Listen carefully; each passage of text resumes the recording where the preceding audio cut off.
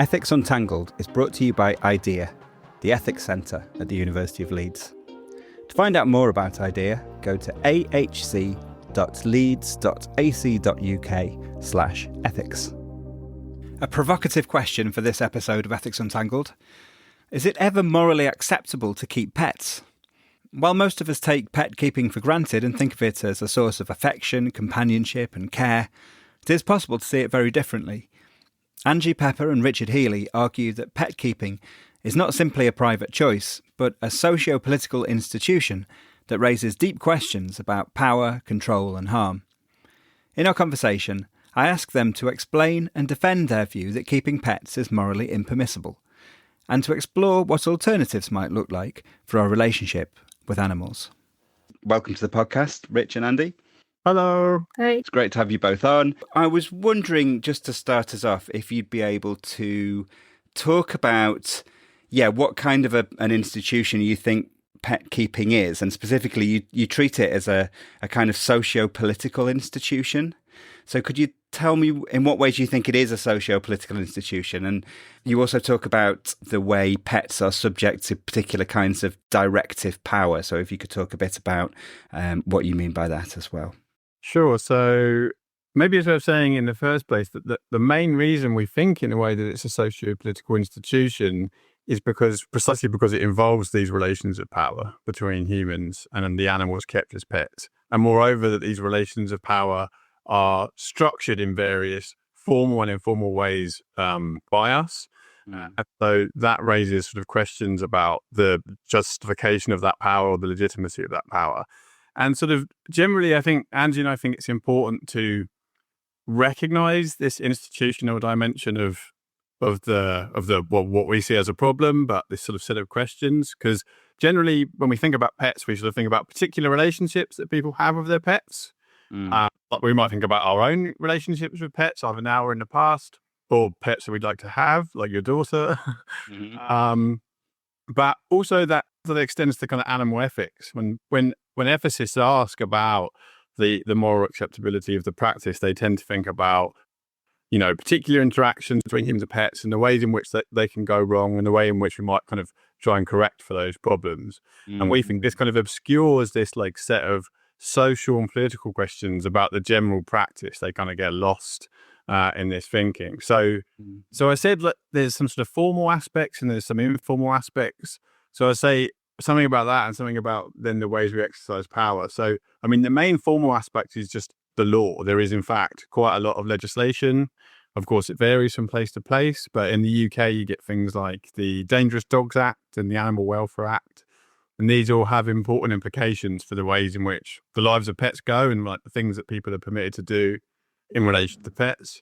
But also, there's like a whole body of implicit social norms that are quite well developed, but we probably don't think about that much, but the form how we think is acceptable for people to act with pets, things they can do, things they can't do. And again, these all really impact upon the lives of the animals kept as pets. So those are some of the ways in which, we think what we have here is a kind of institution, which raises these sort of social and political questions. More specifically, the ways in which we exercise power over pets. So in the paper, we distinguish between three main kinds. There's coercive power, which is basically just physical force. So in this context, you might think about keeping a dog on a leash or confining a cat inside. They're kind of exercises of coercive power. There's also what we call educative power. And so here we're thinking about the ways in which we kind of train and condition animals to act in certain ways. So then we might not need to force them to act in certain ways, but they've been trained or educated or conditioned to act in these ways. So puppy training or house training for puppies, or more sort of ambitious things like teaching parrots to speak or dogs and cats to do tricks and things like that. And then finally, there's this thing which we call, boring on some philosophical discussion, normative power. This is a little bit more complicated, but the general idea is that normative power is the power to change the norms that we see as governing conduct. And here the central example is legal power, the ability to change legislation, for example.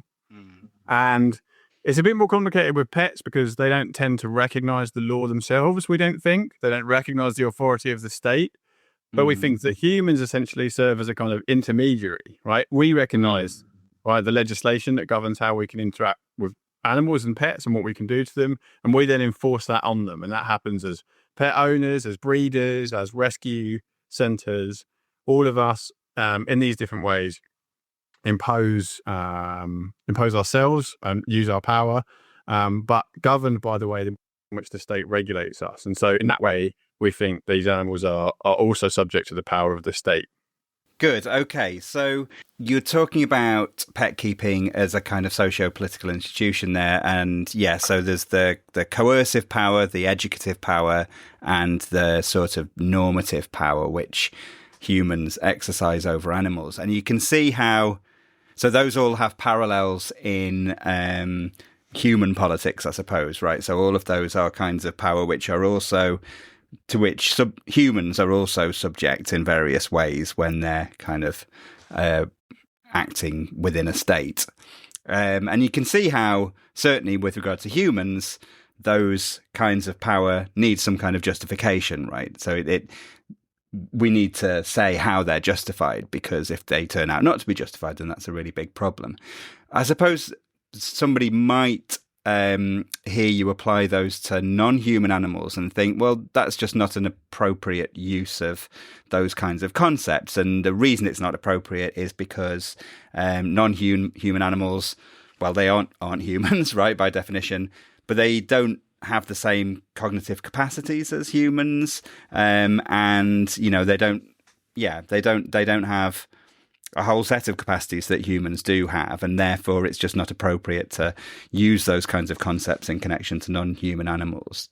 I mean, do you think that that objection makes sense, and should it matter that non-human animals don't have the same cognitive capacities and so on as humans do? So I think that we want to recognize that in some circumstances, differences in cognitive capacity will be important and will make a difference to what individuals are owed. And so we can think about, there might be contexts in which differences in capacities between different humans will matter, or differences in capacities between different animals will matter. But in this context, we don't really see it as relevant. What matters for us, or the kind of capacity which we think is most important, is that of being the subject of a life. So here we're borrowing from Tom Reagan, who kind of famously introduced this criterion in his Case for Animal Rights. And for us, we take a subject of a life to be both an individual who can experience pleasure and pain, but also who has desires and preferences and can act to satisfy those desires and preferences, right? So there are cognitive capacities that many of the animals who are kept as pets don't have, that some humans have. But most of them are subjects to their life in this way, right? They experience things, they feel things, they have desires and preferences. They're unique personalities, right? They are the subjects of a life. So in part is what makes pet keeping attractive, right? The animal that you have a relationship with is distinctive, right? They are a distinctive personality. They're not replaceable. And so it's that we think that's, more important when it comes to thinking about the questions of legitimacy. So basically, yes, sometimes differences in cognitive capacity are important, but we don't think that they're important here. I suppose one reason why one might be more attracted to that idea of being the subject of a life as being the feature that an individual needs for questions of legitimacy with respect to asymmetric power wielded over them to arise would be because actually humans differ in their cognitive capacity, right? So we talk about kind of the cognitive capacities that humans typically have, but of course not everybody has the same cognitive capacities. People have sort of learning disabilities, or they might have medical conditions or whatever, which might mean that their cognitive capacities are impaired in some way. And we don't therefore think that those kinds of questions suddenly lose their importance in those cases, right? So so that might be a reason to think, yes, no, it's something more like being the subject of a life, which is the kind of feature that someone would need to have to bring these questions into play.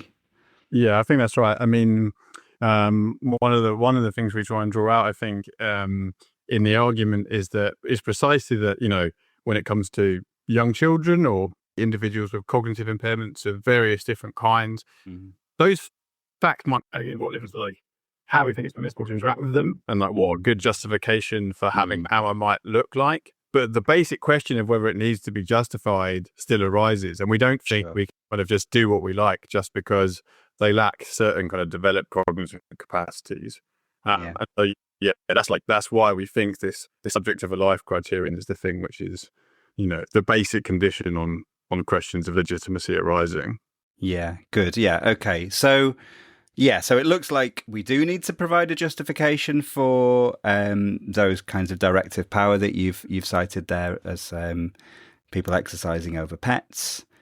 So what kind of justification are we going to provide then? So I suppose one thing would be, well, someone might say, well, people get lots of stuff out of keeping pets, right? People get companionship. They get an ability to develop caring skills, particularly with children. It's a good way for children to learn caring skills, perhaps, or to learn about love and death.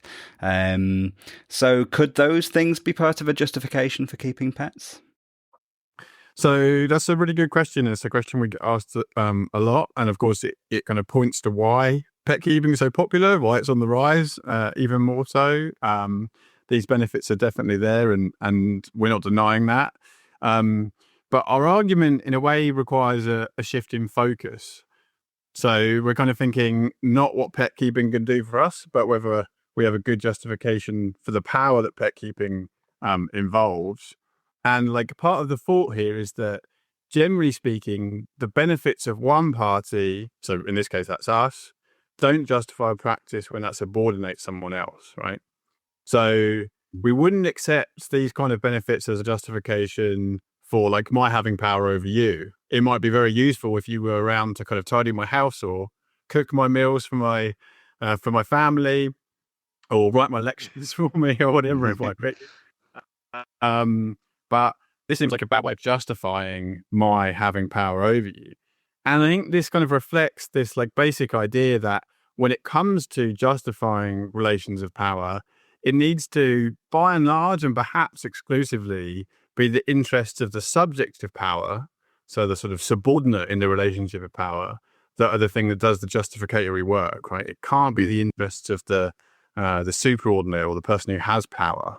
Generally, their interests or their project are kind of excluded from the sorts of considerations that matter. So, and we think that applies in the same way to animals. And so, coming back to the various benefits you were raising, this means that more or less most of those go out of the window as possible justifications, because they're all things about why it's good for us or why we might have a reason or desire to keep pets.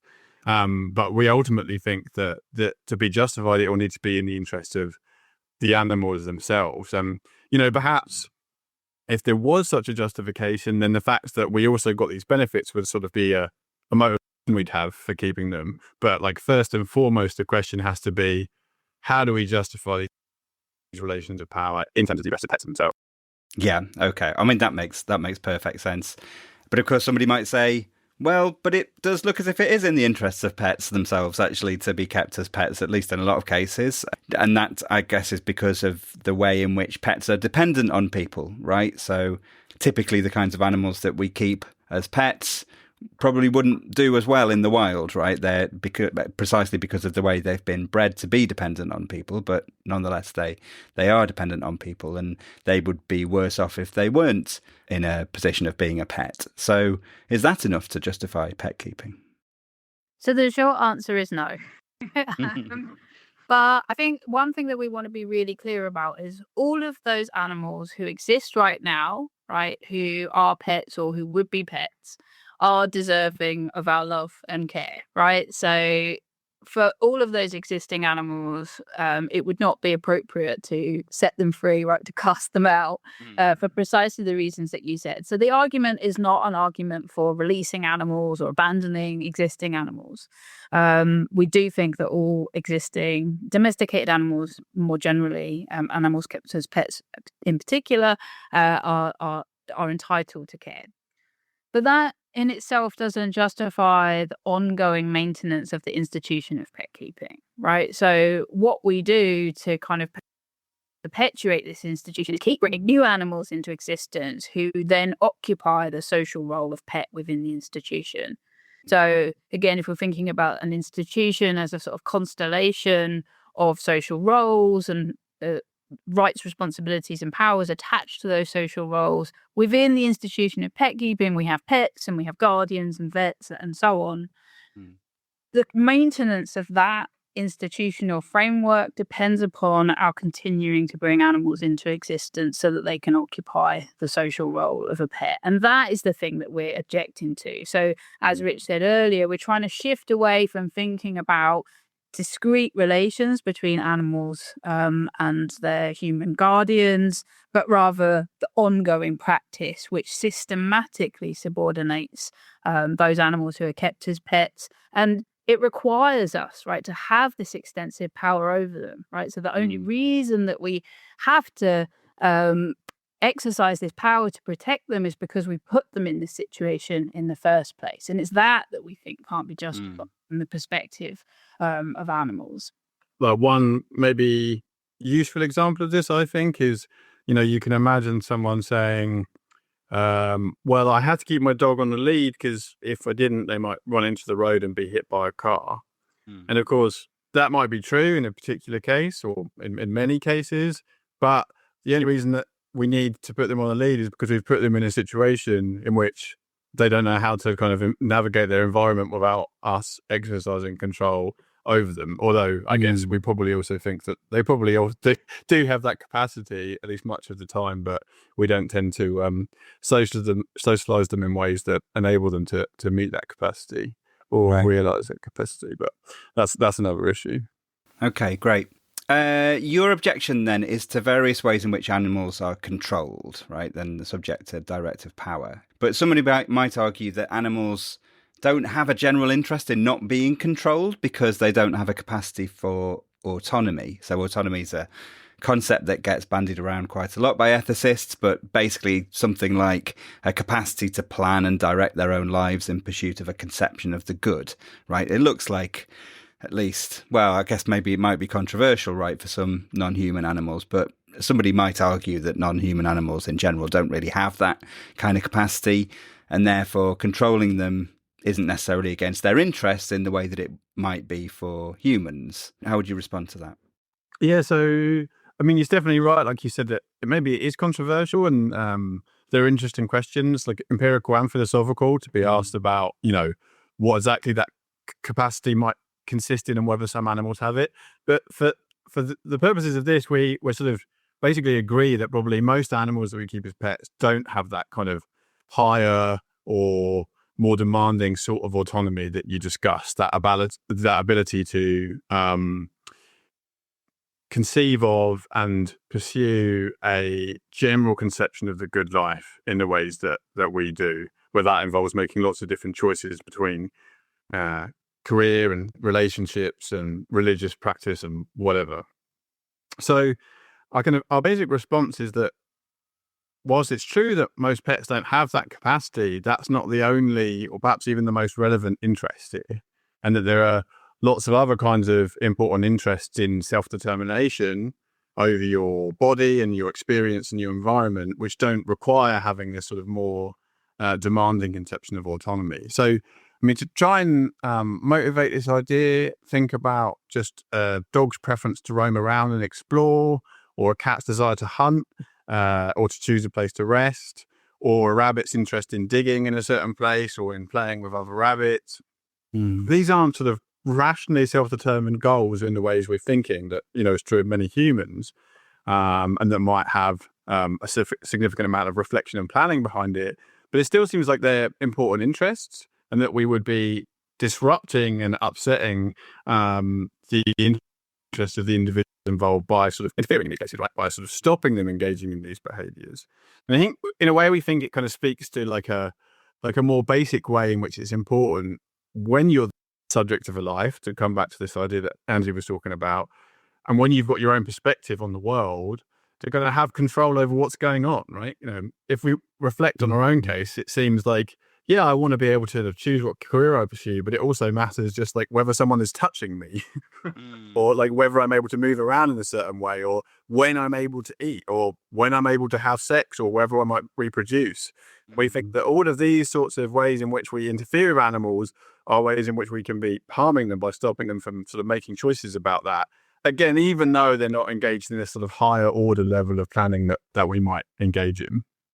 Yeah. So I guess the thought has to be that the reasons why it's objectionable to restrict people's behaviour in the kinds of ways that you've just canvassed there don't depend on autonomy, right? So it's not that it's bad to sort of it would be bad to allow people to eat and have sex when they want because of autonomy, but just in a really basic way, it's kind of bad independent of its any effect that it might have on autonomy. This kind of richer philosophical sense of autonomy, which is about directing. Yeah, exactly. So I mean, I guess like we might think for many humans, in many cases, are sort of overdetermined, right?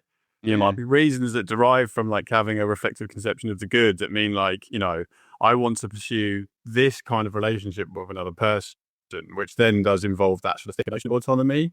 And there might be sort of more pedestrian reasons from the importance of just having control over what's happening to you right now and whether your experiences align in the right kind of way with your preferences, right? Yeah. And so I guess then there's sort of obviously then difficult conceptual questions about whether this is or isn't autonomy. We're quite happy to like cede that there are sort of different kinds of autonomy, and indeed we don't tend to use the language of autonomy because it tends to be reserved for this more demanding ideas that you're referring to. But like, so in a way we think, you know, maybe there is this other related but distinct thing, self-determination or control, right? These things matter to us separately from this like really rigorous requirement to think about like the whole scope or shape of our lives or something like that. Yeah, I think that's really interesting. It's one of the particularly interesting elements of the paper. When I read the paper, for me was so I'm not an expert in autonomy, but it struck me that maybe, I mean, is that something that you think in general ethicists are missing, that you don't need to cite this very rich, very kind of highfalutin philosophical concept of autonomy, and actually people should pay more attention perhaps to ways in which restrictions are just bad on a more kind of prosaic level. Yes. Okay. But I mean, so yeah, like in the paper, we draw quite heavily on the work of Shauna Schifrin, who, unlike us, is more of an expert on autonomy. But she discusses in some of her work the case of individuals with quite severe dementia. And in a way, like her point is precisely that these individuals have generally lost this capacity for, you know, conceiving and pursuing a certain kind of life. Right, that capacity is lost to them, or at least lost for the most part. But it's a mistake to infer, as philosophers and ethicists often have, that like they don't have interest in having control over what happens to them. And I think that it's true that there is just this is something that people miss, and that if you sort of start to push and try and separate, like, you know, your ability to conceive of a certain kind of life, and then like the more, like you say, like everyday or pedestrian senses in which someone might interfere with you and why that matters, you can see that, yeah, again, there may be some connection, but need this further thing for it to be there as the only motivation for why it matters. And I mean, well, go on. You. No, I was just going to say, I mean, another objection that we sometimes get is that, you know, we humans are also subject to extensive power by the state and other human beings. So there's not, you know, and if it's fine for us to be subject to this power, then there's no real difference in the case of pets. But actually, I think one thing that people fail to see is precisely what you're pointing to, which is that Actually, in our day-to-day lives, we're free to do a lot of things, right? Uninterfered with by others. So whether that be just making the decision about what you have for breakfast, what time you go to sport, how long you spend in the shower, who you hang out with today, and so on, right? All of these like tiny decisions that you're making, and pretty mundane level, all help to kind of align your sense of being in the world, right? Your experiences kind of align with your preferences, and you are sort of free to go about uninterfered with. Of course, there is always going to be interference at some level, but I think that when you look at the lives of pets and the ways in which we exert control over pretty much all aspects, right, of what they do and where they can go and who they can be with, it's just a very, very different thing entirely. Yeah. I think it's really interesting. So one thing to just kind of put a pin in here is that tomorrow I'm going to be recording a podcast episode with another philosopher, Danielle Bromwich, and she's interested in consent. I mean, particularly in kind of medical contexts, I suppose, but also kind of social care type contexts. And I think one of the things we're going to be talking about is people with dementia who might lose to a great extent that kind of richer, more philosophical sense of autonomy, in the sense of being able to direct their lives, at least long term, but still retain those interests in just being able to choose what to do on a day-to-day basis and not be restricted in that. So I think that's something that we'll definitely pick up in that forthcoming episode of the podcast. But for now, back to the pets. So one of the things that you say kind of on top of these points about control is that actually pets also have a moral claim against humans because of the various ways in which they're exposed to risk of harm. So what kinds of harm do you have in mind there, or what kinds of risks of harm do you have in mind? So I think that the kind of the most obvious ones are the harms that are sort of deliberately done to those animals who are kept as pets, which is sadly, not as rare as we would hope it would be.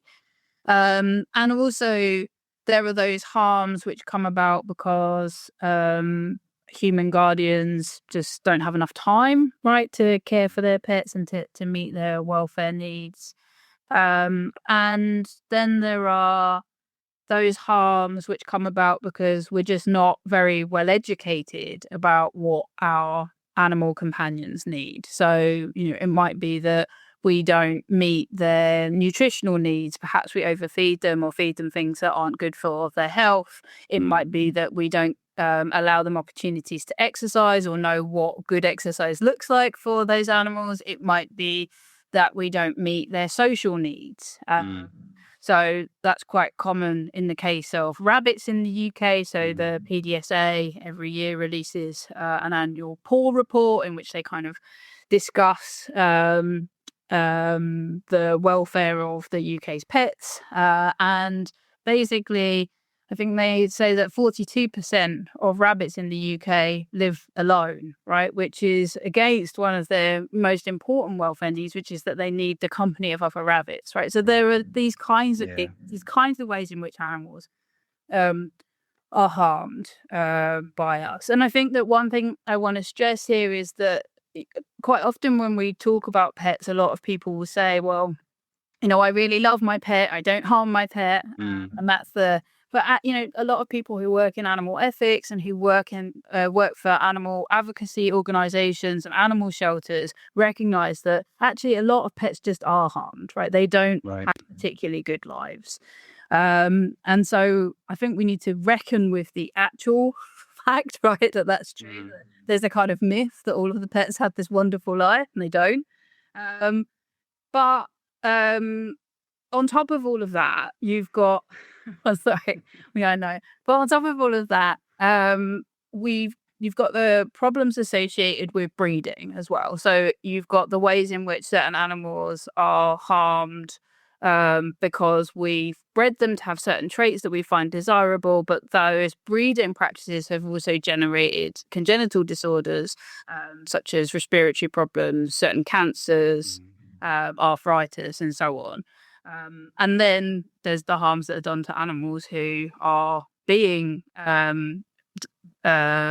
who are being bred. What's the word I'm looking for? Anyway, that will need to be edited. But the animals here who are essentially being forced to reproduce in order to supply the demand for pet keeping. So there are all of these ways in which animals are harmed and when they're kept as pets. But the important thing is that animals who are kept as pets are socially positioned as subordinate within these relationships to humans. And because that's true, they're dependent upon humans for their care, right? And when humans don't get it right for all of the reasons that I just sort of gestured at, then those animals are vulnerable to being harmed, right? So being a pet makes one vulnerable. It puts one at risk of being harmed by humans. Okay. One thing that occurred to me when reading the paper as well, an argument that one might make is that if we did abolish pet keeping, actually it seems possible at least that some species of animals just wouldn't exist anymore. So, the example I thought of was domestic cats. I mean, maybe actually domestic cats might survive in some form, but certainly it seems like there are some species of animals that really have just been bred to be dependent on humans to the extent that if we weren't keeping them as pets, they just wouldn't exist anymore and might therefore become extinct.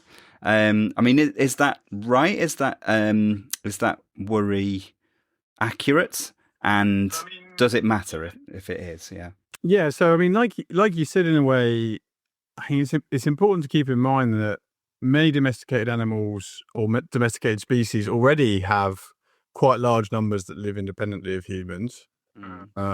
Actually, cats are quite a good example. It's always complicated and it depends on facts about the particular environment, about how well that's going. But nevertheless, lots of cats, dogs and other domesticated animals do live free of kind of human control, are free roaming or unowned or not confined to houses. So I think they're definitely, in this day and age, maybe we shouldn't say anything for definite, but they're very likely to be many of these kinds of animals existing, far, far into the future. We don't keep them as pets. It might be that, as you also sort of suggested in the question, that some animals have just been bred to be so dependent on humans or have certain capacities or incapacities that mean for them it would be difficult to survive without, significant care. They just wouldn't survive in the elements and wouldn't be able to meet their basic needs. And again, that is going to depend on the environment to a certain extent. But whilst acknowledging this, we don't think it's a good reason or a strong reason to maintain the institution or the practice of pet keeping. And in a way, that's because the very existence of these breeds is a result of a practice that systematically subordinates them, right? They exist solely to occupy this role and to serve our interests, and then therefore require that we exercise this power over them. And I guess, as maybe a key kind of piece of the background sort of moral theory or viewpoint is that we don't think that species per se have any inherent moral value over and above the individuals that make them up, right? So whilst we definitely think, as you said earlier, I think that, we've got strong reason to give all existing individuals good lives to the extent that we can, and that might require different things. There's no reason to ensure the continuation of a species per se over and above giving individuals good lives. So whilst it's true that maybe some species would eventually die out, some kinds of domesticated animals or some kinds of pets, we don't actually see this as something to be regretted ultimately. Okay. Can I just? For sure. One thing. So I guess I'm not. One thing I want to clarify is that we're not saying that particular species or breeds should go extinct, right? That's not really the position. The thing that we're objecting to is the relations of power, right? So we're objecting to the institutional arrangement. Now, it might be that some animals just cannot live outside of that institutional arrangement because they're unable to survive without us helping them to meet their basic needs. So in the sense that they can't they have to sort of live in a position where we exert quite a lot of power over them. But that, I mean, it's the institution that's the problem, not a particular type of creature. So it's not really extinctionist as an argument, just to kind of clarify that. Sure. Yes. No, I know. I can see that. But I suppose what somebody might say is, but the practical upshot of what you're advocating for, which is the ending of the institution of pet keeping, in some cases might be that some breeds of animal at least would go extinct. And I suppose actually also, in response to an earlier question, I kind of said, well, it looks like it's in the interests of some pets to be pets because of the way they're dependent on humans. And your response to that was, well, that only because we've bred them to be dependent on humans. But I suppose the upshot of that might be, well, actually, it would be better for them to be extinct then, because their lives would be so much worse if they weren't kept as pets. Does that make sense? Yeah. So I think there's sort of complicated questions about population ethics and existence here. I guess I don't think it's good or bad for any individual that their species continues to exist after they're dead. So that doesn't have an effect on the goodness or badness of their own life, right? Sure. And I also don't think that for a possible individual that doesn't come into existence, that they're harmed by the fact that they don't to existence. Yeah. Right. So the ways in which the sort of these facts about the existence of the species might harm or benefit have to reduce in some way to individuals. And as I just suggested, it's not obvious how they do. Yeah. Which isn't to say they never could, or it's certainly also complicated in ways that I'm not really equipped to answer at least yet. But I think it's important to sort of to remember those facts, because there is a natural intuitive response to think it's bad for a species to go out of existence. But there are difficult questions to answer if you have this kind of individualist ethical framework about why it's bad. Why is it bad for the individual cow that there are no future cows? Actually, I don't think it makes a difference. And one other thing I was just going to say is, I don't know whether an analogy might make it more, or at least somewhat more plausible, this idea. So if we think about other practices where it's more obvious to us that the thing that we're doing is morally problematic in a way which means that we should stop. So think, for example, of certain kinds of medical experimentation that we have and continue to conduct on animals, and that we've actually bred certain new species because they're useful for certain medical research. Now we face a question: do we keep engaging in this painful medical research in order to ensure the continuation of the species? Seems to me the obvious answer is no, right? And the basic point, or at least one of the underlying thoughts, is like, we can't use that fact to justify continuing to impose these sorts of harms on individuals. And I guess that's the sort of view we have operating in the background here. Yeah. You've both collaborated on this research, but might have slightly different kind of background views, I suppose, that are feeding into it. So, yeah, that's a conversation for another day, maybe.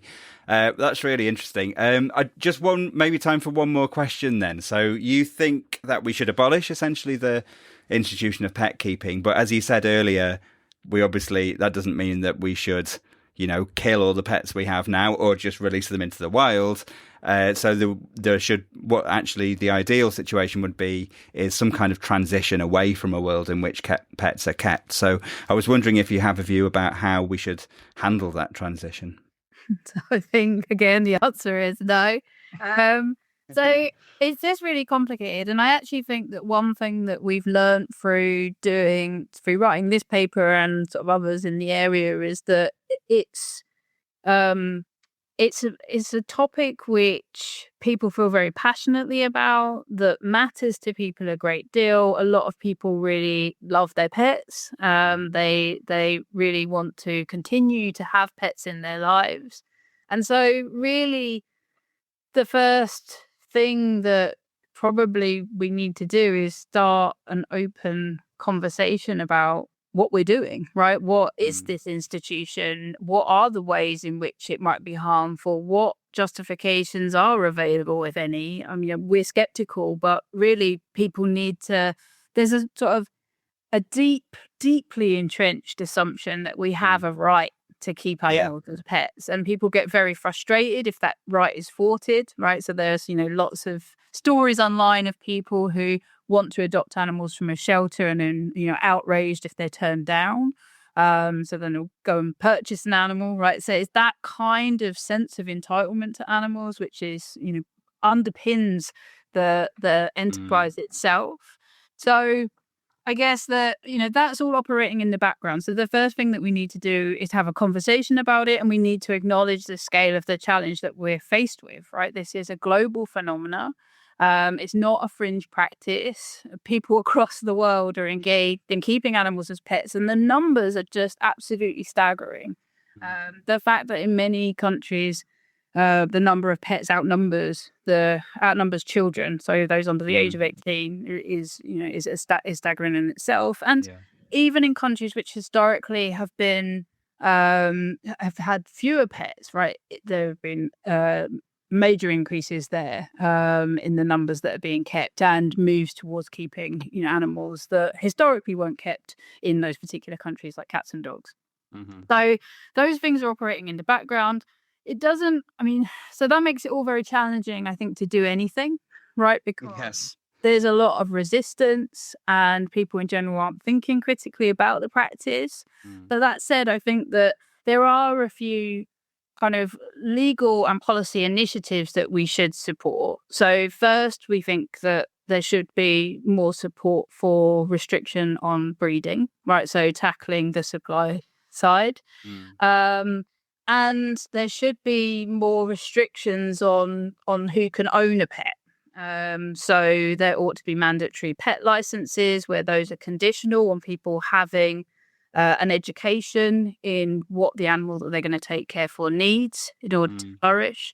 There ought to be mandatory insurance, so that people actually have the means to ensure that the pets that they have receive adequate health care. And then we think that at an individual level, there are questions about our responsibilities, right? So when you're thinking about whether you should take on a hamster, for example, right, you should think like, okay, it's never right in our view to purchase an animal, but as we've said, right, there are lots of animals out there who do need homes, right? And the animals that exist already are entitled to lives which are good and where they're cared for by us. So rescuing an animal from a shelter is a good thing to do in the world in which we live. But it might be that you don't necessarily get the animal that you want, right? So you might really want a dog, but can only have a hamster. And that's, I think, something that you have to accept. I mean, the thing that we're trying to emphasize in the paper is that animals are not things. They're not here to sort of merely satisfy our ends. If you want to kind of nobly engage in the task of assisting an animal in need, then, you have to assist the animals that are in need, right? And not just kind of only be prepared to help those who satisfy your own preferences and desires. So I think that's not an answer to how we're going to get to a world with no pets, but I mean ultimately it's about us all thinking more critically about what we're doing when we want pets and when we take them on. That makes sense. Brilliant. Well, that's all we've got time for. So Rich, Healey and Angie Pepper, thank you so much for being on the podcast. Thank you. Thanks for listening to Ethics Untangled, a podcast from IDEA, the Ethics Centre at the University of Leeds. IDEA brings ethics to life, blending in-depth theoretical inquiry with real-world experience to address the most complex ethical issues facing the world today. If you like the podcast, please leave us a rating and review. And to find out more about IDEA, including our Masters and PhD programmes and a wide range of consultancy services we offer, go to ahc.leeds.ac.uk/ethics.